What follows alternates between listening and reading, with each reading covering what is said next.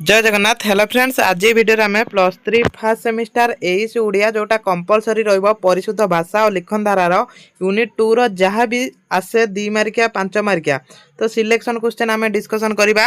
2 मार्किया 5 मार्किया question तो कौन कौन क्वेश्चन रहउची। तो प्रथम क्वेश्चन वाक्य कहा कुआ जाय, तो एटा मु बुक रो आंसर डिस्कसन करेमी किंतु क्वेश्चन टा एटी मु प्रोवाइड करूची। हला वाक्यर लक्षण गुड़िक कौन जार बुक अच्छी डायरेक्ट क्वेश्चन देखो सेठी पढ़ी पारे। वाक्यर योग्यता कौन, वाक्यर आसति कौन, वाक्यर आकांक्षा कौन, तो युवा मोस्ट इंपोर्टेंट क्वेश्चन आसे। सरल वाक्य क्या कहुए, यौगिक वाक्य क्या कहुए, जटिल वाक्य क्या कहुए, विस्मय सूचक वाक्य क्या कहुए, प्रश्न सूचक वाक्य क्या कहुए, विवृत्ति सूचक वाक्य क्या कहुए, आदेशात्मक वाक्य क्या कहुए, लास्ट को उदाहरण माने सबुटार गोटे गोटे उदाहरण देबे हला। तो ये क्वेश्चन को टिके घुरेक आसे, तो से आपण कौन करेंगे ना भल भाव में क्लास टी अटेम्प्ट करूँ, भल भाव में पढ़ु। तो क्वेश्चन किसी भी घुरेक आसू किंतु आंसर आप पढ़ी देवे है। तो डेरी करवानी, क्लास टी आरंभ करिया। प्रथम पढ़िया वाक्य क्या कहुए। प्रथम जानिया वाक्य क्या कहुए, तो संज्ञा माध्यम आम बुझा है। जो उक्ति मनर एक भाव को पूर्ण रूपे प्रकाश करे ताहाकू वाक्य कहुए। ताने वाक्य आम क्या कहवा ना, जो उक्ति आम मनर भाव को पूर्ण रूपे प्रकाश कला ताहाकू आम वाक्य कहवा। आउ गोटे भी डेफिनेशन नबा, अर्थात कौन ना एक बा एकाधिक पद मिसी मनर भाव को पूर्ण रूपे प्रकाश कले ताहाकू वाक्य कहवा बा वाक्य कहुए है। तो यहीटा को समस्ते सहजरे मन रखिपारे कौन ना, एक बा एकाधिक पद मिलित होई बा मिसी मनर भाव को संपूर्ण रूपे प्रकाश कले ताहाकू आमे वाक्य कहवा। तो यहाँ आराम से लिखिपारे। अन्य अर्थरे कहले एक बा एकाधिक सार्थक पद अर्थयुक्त समष्टि ही वाक्य कहुए। तो ये वाक्यर उदाहरण भी देछि है। तो कौन देछि एठी देखंतु, एठारे प्रथम वाक्य रे 4 गोटी पद अछि। एठी देछि कौन, हरि बाबू काली पुरी जिबे। तो प्रथम वाक्य रे कौन हेछि, 4 गोटी पद अछि, हरि बाबू काली पुरी जिबे।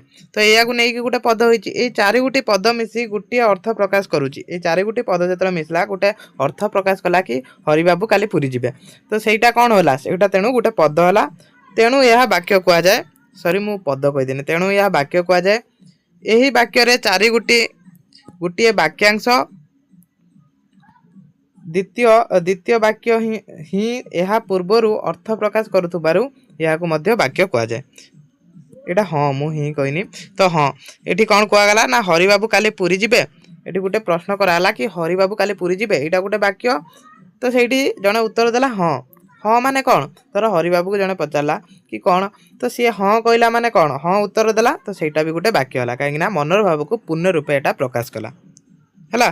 तो काली एग्जाम अच्छी, तो से एटा रिसेंट अपलोड होची। जल्दी आमे क्लास सारिबा, चेष्टा करुची बहुत जल्दी क्लास सारिया ना कि।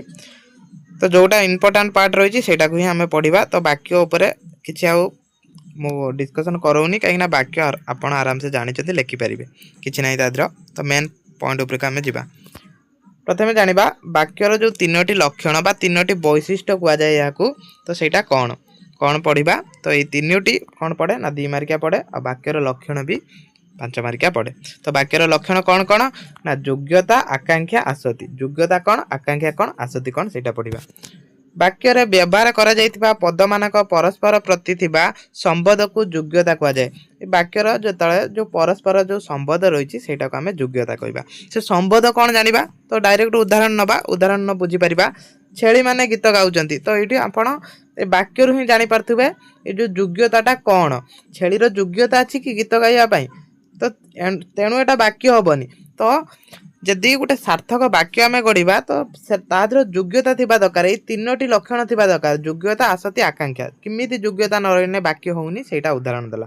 पिलाटी आकाश रे उडुची, जदि एठी थांदा पक्षीटी आकाश रे उडुची, ताने एटा सठिक वाक्य होई तांदा, काहेकि ना तार योग्यता अछि। किंतु एठी पिलाटी आकाश रे उडुची वाक्य हबो कि हबनी। लोकटी निया पिउची, लोकटी कोन निया पी पारिबो, जदि थांदा लोकटी पानी पिउची ताने एटा वाक्य होई तांदा। तो यादर योग्यता अभाव अछि बोली एगुडिक वाक्य हबनी।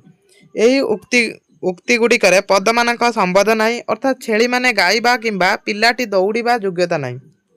सॉरी दौड़ीबा नुहे, उड़ीबार योग्यता नाही, ए उक्तिटी वाक्य कुआजिबो नाही। तो ए सब अभाव अछि, तेणु एटा गोटे वाक्य हबनी। तो ए 3टी लक्षण थिबा दरकार, तान जाईकी गोटे शुद्ध वाक्य होई परिबो। तापर आसिला हमर आकांक्षा। ताने आकांक्षा कोन बुझिबा, वाक्यर थिबा गुटिए पद अर्थ प्रकाश पई परवर्ती पद गुड़िक आकांक्षा बा अपेक्षा रखिथाय। तो से गुड़ाक देखु धर ये गोटे अच्छी मु कटक डैश तो आम कौन जाना ये पर पदर अपेक्षा रखी तो यहाँ ये कौन है आकांक्षार अभाव अच्छी तो देखु जहाँ भी अच्छी ये आम उदाहरण देती तो उदाहरण पढ़ा मु कटक महानदी ओडिशार डैश छात्रटी पाठ पक्षी माने आकाश रे डैश तो याद कौन से अर्थ प्रकाश करूनी कहीं याद ये जो वाक्य गुड़िकार आकांक्षार अभाव अच्छी तो आकांक्षा अभाव केमी पूरण हम तो एगुड़ा देखूँ मु कटक जीवी तो ये कौन मु कटक जो डैश था जीवी जदि जीवी बसब ताने यहाँ गोटे शुद्ध वाक्य हो पार तो यहीटा हूँ आकांक्षा तापर आसती आसती कौन वाक्य पद मानक निर्दिष्ट कार्य थाए जहाँ फल गोटे पद पर अन्य गोटे पद रहा दरकार यह आसती कहुए माने आसतीटा कौन आसतीटा हूँ सठिक पद पर पद बसैवा पद्धति डायरेक्ट आसती कौन पढ़ने लिखिपारे आसती हूँ वाक्यर गोटे लक्षण यह द्वारा यहाँ कौन ना सठिक पद पर पद बसैवा पद्धति की आम आसती कही था तो किमित सठिक पद पर पद बसब ये देखो पक्षीटी बांधीची डाल रे बसा तो यहाँ कौन ये आसतीर अभाव रहा माने सठिक पद पर पद बसनी जदि ये आम सठिक भाव में बसैवा पक्षीटी गछ डाल में बसा बांधीची यहाँ गोटे संपूर्ण वाक्य है जड़े सहज यहाँ बुझीपार किंतु ए वाक्यर अर्थ बुझी हेनी सेमती अच्छी प्रमाण ताहा कहल जहाँ तुम्हें तो याद कौन बुझे आप यहाँ जो वाक्यटा अच्छी याद कौन बुझे कहीं यहाँ वाक्य शुद्ध वाक्य हो पारे याद आसतीर अभाव अच्छी तेणु कौन हम ना तुम्हें जहाँ कहल ताहा प्रमाण अच्छी तो एबे कौन गोटे वाक्य है तो यहाँ हूँ आसती तो वाक्यर लक्षण गला तापर आइला वाक्यर प्रकार भेद तो वाक्य गठन रीति पूर्व क्लास है देखी ने मुझे डिस्कसन कर पारनी कहीं हैंड नोट अच्छी तो हैंड नोट्र आप हैंड रईटिंग बुझापी बहुत कष्ट हम तो सेटा मुझे डिस्कसन करूनी है तो वाक्यर प्रकार भेद वाक्य साधारणतः दुई प्रकार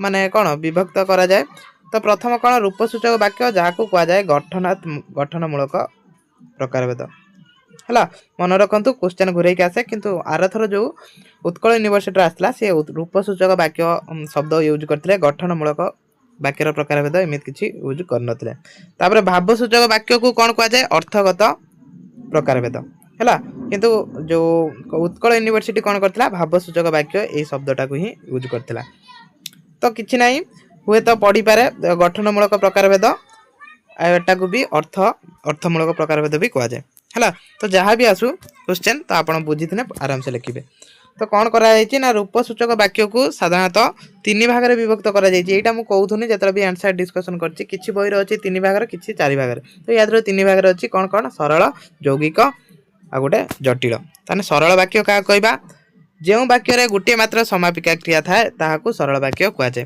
तो एगुड़ा बारंबार पड़ुची 2 मार्किया 5 मार्किया यहाँ मन रखिए जमीक ये उदाहरण अच्छी राम भात खाई स्कूल गला पिलाटी आसु आसु बाटर पड़गला दुईटी उदाहरण मिनिमम मन रखिए तापर यौगिक वाक्य क्या कहवा एकाधिक सरल वाक्य संयोग में जो वाक्य गठित हुए ताहाकू यौगिक वाक्य कहवा एटा सिंपल कथा एकाधिक सेठी सरल वाक्य क्या कहला ना गोटे मात्र समापिका क्रिया थिने सरल वाक्य कहवा से भाया यौगिक वाक्य क्या कहवा ना एकाधिक सरल वाक्य संयोग में जो वाक्य गठित ताकू यौगिक वाक्य कहवा तापर आउ गोटे भी लिखि पारिबे जो वाक्य दुई बा ततोधिक परस्पर निरपेक्ष सरल वाक्य मिसिकरी थांती ताहाकू यौगिक वाक्य कहते तो यही संज्ञाटा भी दे पारिबे तो ये उदाहरण अच्छी राम भात खाइला ओ स्कूल गला पिलाटी बाटर आसुला ओ पड़गला तो ये सब यौगिक वाक्य तापर जटिल वाक्य कौन जो वाक्यर गोटे मुख्य वाक्य थाए एवं एक बा एकाधिक वाक्य उक्त मुख्य वाक्य को आश्रय करी रही थाए ताहाकू जटिल वाक्य कहवा माने गोटे याद मुख्य वाक्य रहिबो आ सब वाक्य कौन ताको आश्रय करी रहिबे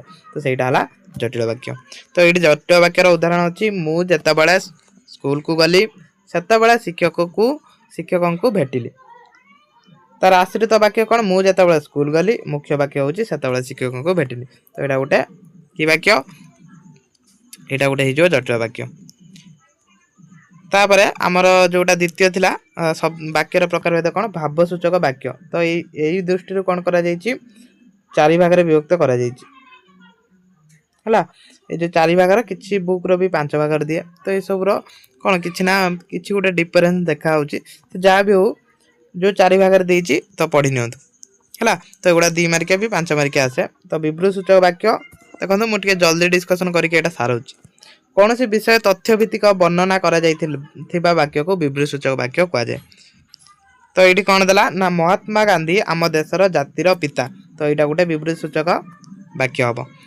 कहीं जातिर पिता कहगला माने यहाँ कौन करा ना तथ्य गोटे दि जाए जोटा आम जानी ना धर आम जातिर पिता किए जन कहला महात्मा गांधी। तो यहाँ गोटे तथ्य दिगला ए वर्ष प्रचुर वर्षा है तो ये सब विवृत्ति सूचक वाक्य जीव।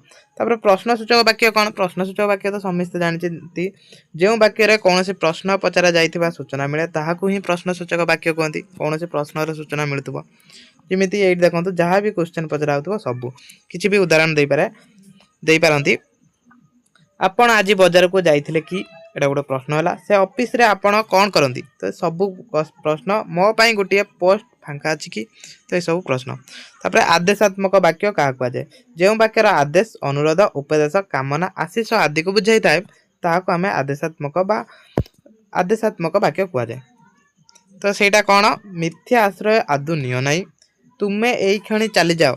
तो ये सब कौन गोटे आदेश दिगला तुम्हें यही क्षणी चली जाओ। अनुरोध कहगला अनुरोध करागला कि मिथ्यार आश्रय आदु नियो नाई सेमिति मु कहले मते ब्यागटी दब। तो ये सब कौन एटा गोटे कौन कामना करागला। तो से आदेश ये सब वाक्य को कौन कहुए आदेशात्मक वाक्य।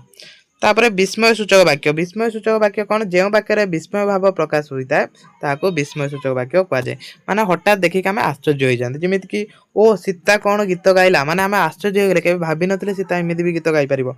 1999 मसीह कि भयंकर बात्या होता माने 1999 मसीह एत भयंकर बात्या होता किमित एत भयंकर बात्या होगा लोक कई आशा कर नथिले बा कहीं भी भाभी नथिले एमती बात्या हम तेणु कौन है ना विस्मय हो गले।